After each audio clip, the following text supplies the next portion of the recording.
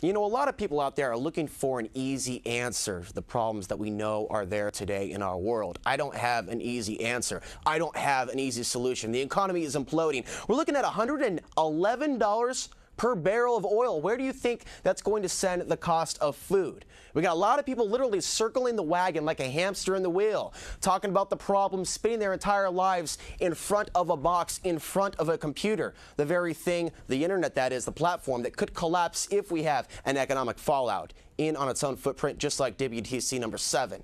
The world is a very strange place. If I had all the answers, I would give them to you. If it were this easy to just change things, things would be changed already. Things will change on this planet when people are ready for a change. My mother lives in the Upper West Side of Manhattan. She's chosen by her own free will and volition to live in the urban grid.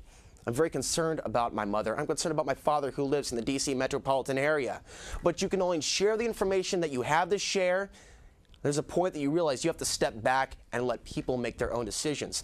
People right now are losing hope to a certain degree. There's a lot of depression going around. I was walking downtown the other day. Not very surprising to see so many people walking with their heads down as if there was no life in them, as if the life has been literally sucked out of every cell in our body.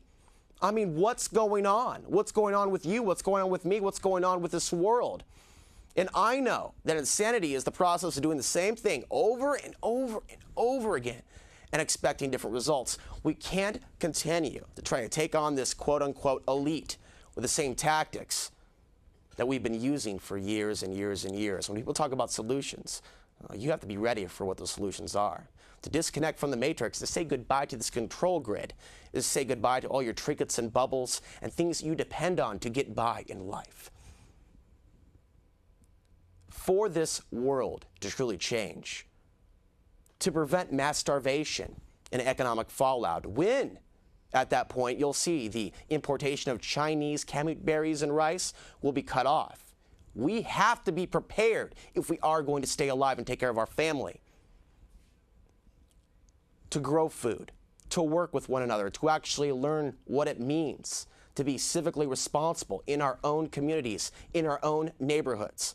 I mean, what do you think is going to happen when the police department cannot afford to pay its officers? When we have layoffs, we have a breakdown in the basic fundamentals of the social order.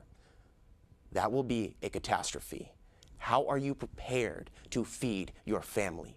How are you prepared to protect your wife, your children, the people that you love?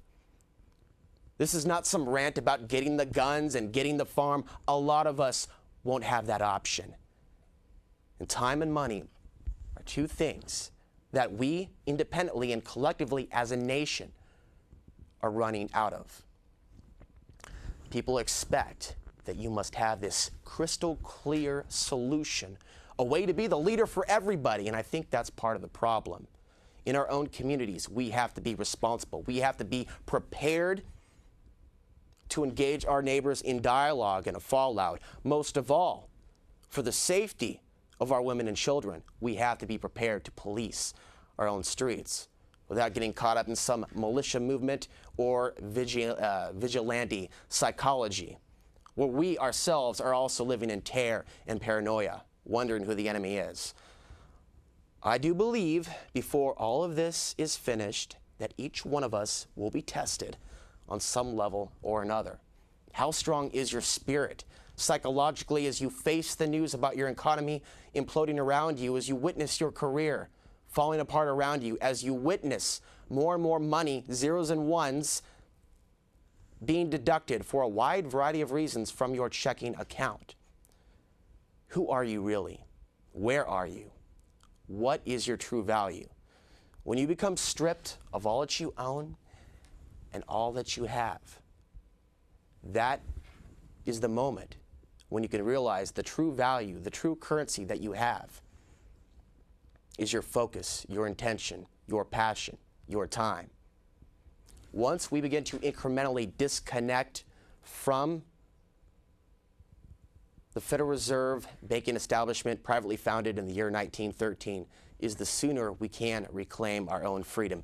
The day is gone for us to continue debating about September 11th, 2001 over and over and over again. If people cannot figure out the basic fundamentals of the economy, why we're running out of money, why we're printing money out of thin air, to hold this economy up, to prop it up through Bush's plunge protection team. If we can't even figure out how to do that collectively, your friends, your coworkers, your family, collectively as a nation, the idea of restoring this country to a great republic is a total illusion. I want you to check out my website, alexansary.com. There are a number of news headlines there for you to be aware of. Cameras being linked between schools and the police department. We have more information about Russia threatening in a more violent fashion every week the United States. And we also see their partnership with China as they observe what may take place in the near future in Iran. We are now moving in between worlds, out of this one and into a completely different one. To survive it, you've got to go beyond perceiving that this is the end of the world, but an end of a certain cycle of existence.